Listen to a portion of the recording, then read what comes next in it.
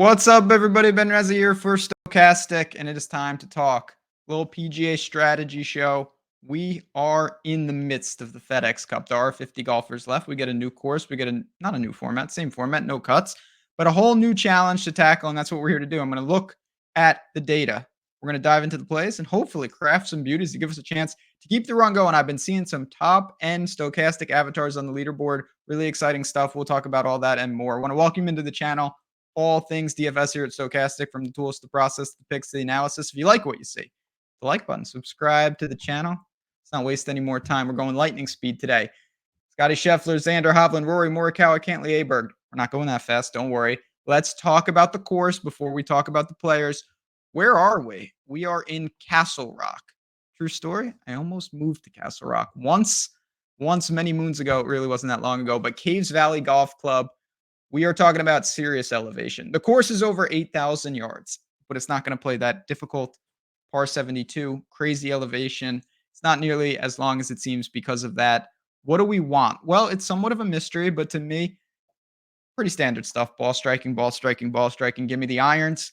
Off the tee, you're certainly going to be able to be aggressive. I don't think you need to be crazy long. I'm de-emphasizing around the green. Putting, particularly on bent grass, that would go a long way. So it's a pretty standard situation. We've got a lot of good players left. They better be good. They're in the top 50 of the FedEx. That's just kind of how it is. Last week, we kind of saw, we saw some bad performances from guys like Rory. We saw a guy like Hovland, who we'll get to, kind of burst on the scene once again. And we saw Hideki take it down and move up. But let's get into it. I really think, for me, playing this very straight up, I don't think it's a gimmicky course whatsoever. The elevation, how that affects distances, yardage, and all that, your guess is as good as mine. I'm sure there are some guys who have played a lot of golf in the thin air and whatnot, but for the most part, I think it'll be pretty standard. We have Scheffler leading us off, as we always do. He's 12,300. He was fourth last week, and honestly, for him, it was almost a lackluster showing. He still gained across the board, all four categories. He only gained 3.8 strokes on the approach. No joke. That actually is lowering most of his metrics. That's how crazy he's been. Scotty Scheffler, enough said. Xander, Rory, Decky, Hovland, Morikawa, and Aberg. So you've got projections there. Hovland does project really, really well. No doubt about it. I bet him this week. He was the first bet on my card. The big question, did he find something, or was it a blip on the radar? We're going to find out, because clearly he had not been playing good golf. He goes to Memphis and he dominates. 8.6 tee to green. He was a little weak around the green, but I don't really care about that. He gained another 3 with the putter. All systems go for Hovland. I think it's a good course for him from what I can gather. I like the spot for him. We will see how ownership matures as we get closer to lock. I think certainly some of these guys are going to push north of 25%, and others will still hover. There's just not that many choices. I don't know what to do with Rory. I'm definitely going to have some in the pool. There's no doubt about it. He was objectively terrible. And despite his lack of wins at times this year, we haven't seen that. Now, he also lost 8 strokes putting. He combined it, which is absolutely abysmal off the tee and irons. It was a complete disaster mode. You get that in non-cuts. If this was earlier in the year, it would have been a bad miscut for Rory, and we would have moved on with our lives. So I'm not overly worried about it. I think that there could be something wrong. There could just be, again, a blip on the radar. But for me, when I look at the 10K plus options, I think Rory's interesting, but I like Hovland. I like Morikawa. And certainly if you have the money, I would go get Scheffler. But Morikawa, always strong with the irons. There's no doubt about that. It hasn't been the most vintage season from him, even with the ball striking. He's found something really good with the putter, though. And normally Bermuda's the surface he struggles on, so that's even better here with bent grass. He has gained strokes putting in 6 straight events. That's very, very impressive. I like what I see from him there. And you have the Hovland Morikawa 1-2 combo if you want to double up north of 10. So these are all the best players in the field. You know that. Obviously, Decky got a big price bump off the win last week. Scrolling down, Cantlay, Finau, Fleetwood, Burns, Billy Ho, Wyndham Clark, Russell Henley, Sungjae Im. Same stories for me. Tony Finau, bet him. You want to talk about iron play? He is up in the Scheffler category. He's been absolutely electric all year with it. If you take that miscut at the Open out, the guy is working on, we are talking about 7 straight top 20 finishes. That's serious business for anybody. And he has gained strokes on the approach in every one of them. Can he sync it up with the putter? Can he break through and win? He was also on the betting card, but I think he makes an outstanding play this week. You could start with him. I would more be looking to probably use him as my second man in, but we will see how that ownership develops. I think he projects very, very well right now. I am in on Finau. Fine with Fleetwood, fine with Cantlay. I don't love Burns, Horschel, and Wyndham Clark. You're seeing the ownership is all about the same. Projection's relatively stable as well. Billy Ho projects a little less than these guys. He's not going to grade out super positive right now. That's fine with me. I don't really love the spot. I know he can get hot in the FedEx Cup. I know he's been playing really good golf. He was second at the Open, seventh at Wyndham, and 10th last week at FedEx St. Jude. He did gain across the board. I'm still a little tepid that a lot of the value has been sucked out by the price bump up here. So for me, top of the nines or lower nines, Henley and Sunjay, both again, they grade out pretty favorably in relation to that. And every dollar is going to matter. We don't have the pivots. We don't have 10 guys at every price point to do just that. So it's a little crowded. Sunjay was, it's funny. I actually thought we got what I wanted. He was good on the approach and good on the putter. He was so bad off the tee. And that was just a killer. Again, there was water all over the place in Memphis. I don't read a ton into it, but I still have some tepid interest there. Not a great range in general, though. So just to summarize, again, the upper nines, I think, are easy starting points. And you've got guys like Sunjay and Co. Who can fill that void if they're going to be your second man. And I would not start with them. I think that's a little too much win equity that you were giving up. And if you look historically, big time names win big time tournaments like this. We're probably going to see one of them certainly in the mix and certainly in the optimal. Corey Connors, Justin Thomas, Thegala, Aaron Rai, and Cam Young. This is a range that is very enticing. You've got really good ball striking with Corey Connors, reliable off the tee, grades out well. I think he makes a lot of sense. Aaron Rai, ball striking wizard. The approach has been awesome. Breaks through with the win. Totally get it. Cam Young. Let's take a deeper look at what the hell has been going on with Cam Young, because a couple of weeks ago, he absolutely killed me on his second Sunday round when they had to play the dual rounds in 36. He followed up with just a non-competitive FedEx St. Jude. He lost 3.5 strokes putting. He lost on the approach. That broke a streak of 5 straight. Plus with the irons, you can try to buy on the buyback, but there's a lot of risk there. And then there's Justin Thomas, 8,800. I bet him, no doubt about it. I think you know what you're getting into with JT at this point. Putter has not cooperated at times. There's been glimmers and flashes this year. 5th at Heritage, 8th at the PGA Championship, 5th at Travelers. Missed cuts at the Masters, the US Open. He was nowhere in Scotland. He was 30th last week. It's a matter of syncing up the irons with the putter. I looked at this actually yesterday. Justin Thomas, since March, has gained over 3 strokes with the approach numbers. He has done it 1, 2, 3, 4, 5, 6 times. And of those 6, he has gained strokes putting once in those tournaments. Every time he has good approach numbers, he has not been able to convert on the greens. There's some correlation to that, but it does speak to the overarching problem. It's one that I think can be fixed. If he really does come in as one of the lower guys, I think he's a very good tournament play this week. And I will roll the dice with JT. Again, a lot of risks there, but you're talking about a guy that I still think has it, and he's shown flashes. He has putted in moments this year. It just hasn't been in the right moments. If we get that this week, I do think he can outpay that salary and give us some dividends. As we work down, we're kind of in the pure mid-range now. Bhatia, Adam Scott. You got a guy like Jason Day, Shane Lowry. Bez is here, my man. A lot of mixed bag. They're not going to be even close to your first man in. Might not even be your second man in. I start to immediately look towards skill set stacks at a course like this when we get into a range like this. Adam Scott could be the highest owned of the range. You've got a guy like Bez, who's normally a putting specialist who hasn't putted. Lowry, another guy who can get really crafty, certainly not part of Team Putt. He would be part of Team No Putt. Fitzy and Benyon are also on the screen. They've struggled here, not here at this venue, but they've just been struggling a little bit. Benyon always has good around the green game.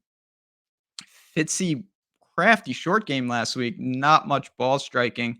These are going to be dart throws for me in the sense that I don't have anyone that I can confidently deploy. I'll bring over the leverage score. Again, all of this is part of the data hub. Really, really interactive stuff. Really just awesome tools. I can't say it enough.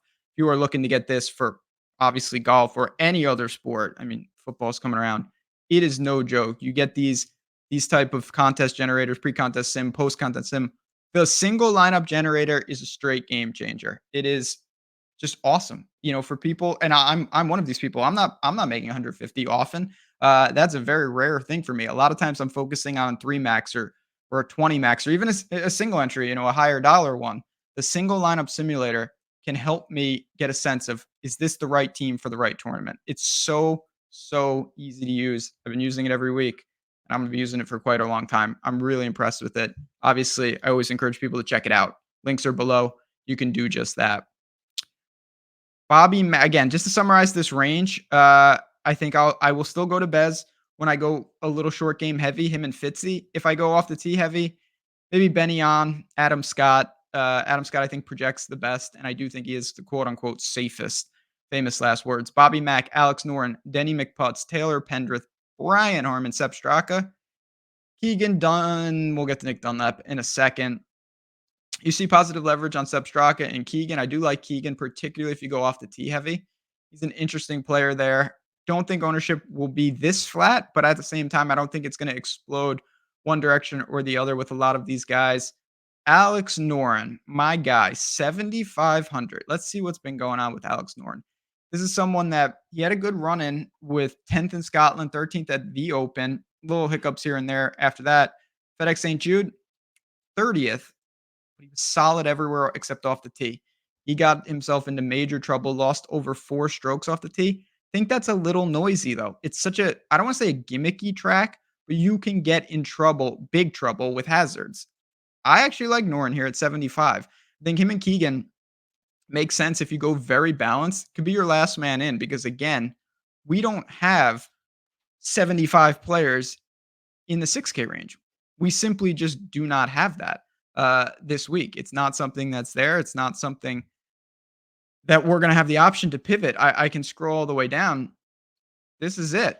Look at this. I can't press this button. It doesn't exist. So with that in mind, let's get to the cheapies. $12,000 for a guy like Scheffler. You might have to go to some of these guys. And we kick it off with Nick Dunlap. 6,900. We got Will Z, 68. Siwoo, Detry, Eric Cole, Tom Hoagie. Again, names that I'm not saying they don't belong here by any stretch. Impressive, but these are guys at the beginning of the year. I don't think it was a given that they were going to make the second leg of the FedEx Cup. Certainly for Nick Dunlap, that would have been a stretch. He was 5th last week. He was the best of the bunch. Will Z came in 12th. Eric Cole's been playing pretty good golf. He was 7th at Wyndham, 18th last week. And I do think this could be actually a pretty good track for him. He's 6,500. When you look at what he did, another guy, there's going to be a lot of these. He really struggled off the tee at St. Jude, really good with the short game. And he's done that at Wyndham and in general. I think his irons are probably the strength. I feel okay with him. I don't love the pay down options this week. And I think that's somewhat understandable when you consider what we are dealing with. Cole, not bad. I'm not going to go to Dunlap. Don't like Will Z. Siwoo grades out fine. 6,700, some positive leverage as well. I think that's pretty interesting. The guy who really jumps off the page is Greiserman. Real interesting couple weeks for him. There's no doubt about it. Memorable, to say the least. If you were watching at Wyndham and the 3M, runner-ups at both. Wyndham was ridiculous. Should have had it, could have had it. FedEx St. Jude, it was a bit of a mess, came in 33rd. He's still riding a hot putter, though. He's gained over 2.5 strokes in 4 straight events with the putter. That translates. I know it's high variance, and that can turn it every time, at any time, I should say. It also can stay, and if he continues to roll it like this, maybe he has found something. I'm not saying I'm jamming him by any stretch. You've got Eric Cole. You've got Geiserman. Other than that, I think Hadwin and JT Poston do fit some of the things when you talk about putting, and in Poston's case, if you can get some wedges, accurate, the guy can really, really get it done around the green and with the putter. It's been a staple for him for quite some time. His form is horrendous. I think that's what you're dealing with. He is holding on to dear life to just continue to make it, and it's not going well right now. String of missed cuts, and he was non-competitive last week. So I think that's kind of what you're balancing when you look at these type of players. Same with Hadwin. He was terrible in St. Jude. He lost nearly 6 strokes on the approach. Uh, but if you have a weird combination, you're not going to have that many options down here. We only have what is that? 9 players sub 6,500. There's just not that many guys to choose from. And if one or two of them do work their way into the first 2 pages of the leaderboard, that is really what we're going to be dealing with. So let's just see kind of what we've got here to round it out. Pavone, Jaeger. I don't really have a lot there. I'm actually going to click in. We'll see what the simulator just to show you what's going on. You set all these different things. Then you just choose. I'm just going to click this is not a binding lineup by any stretch. I'm just going to add a couple guys and just to show you. Spin the wheel here. We'll go with Corey Connors. We're going to have to pay down. Let's go to the cheapies. Here, when I look at some of these guys, we've already spent. See, I was saying, why can't I do this? Because I wasted a lot of money. We're going to have to go very, very balanced here. And when I look for the salaries, we have to get to some of these cheap players. And I just really, really think, as I keep hitting the wrong buttons, apologies, people. I think you can go kind of, I don't want to say stars and scrubs because these are not randos at the bottom by any stretch, but I think you have elements of these type of players. So I just made a quick lineup, leaving money on the table again, not binding or anything. I just wanted to kind of illustrate how this tool works. Super easy. You back guys out and whatnot, and then just press run simulation. It's going to load up for us, and it'll grade out. And I'm sure with this, you get a baseline. If it's going to show negative ROI, that's beautiful in the sense that, okay, we can back it out. We can adjust. And you see this. Okay, win percentage, top 10% cash, simulated ROI. Now you go over here and you go back to work. That is the beauty of this tool. Again, I've been spending a ton of time on it. Super, super fun and super, super powerful if you were into building lineups. So I did want to make an exception and kind of show that right on the screen here for people that are looking to get inside the ropes. And with that in mind, if you have any questions on anything I just did, Jazz Raz Bets on Twitter. I'm here. I'm available. I'm over on the Odd Shopper Marketplace as well. I'll put that link in there if you do like to bet some golf.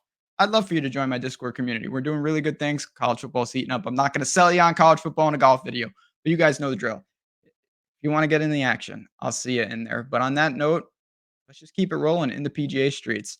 I know these aren't the most glamorous tournaments, but there's a lot of money up for grabs. We're going to try to get some of it here at Stokastic. So with that in mind, thanks for tuning in. Hit the like button on your way out. It goes a long way for us, and it is appreciated. And again, all the tools are there. Marketplace, PGA Strategy Show, links.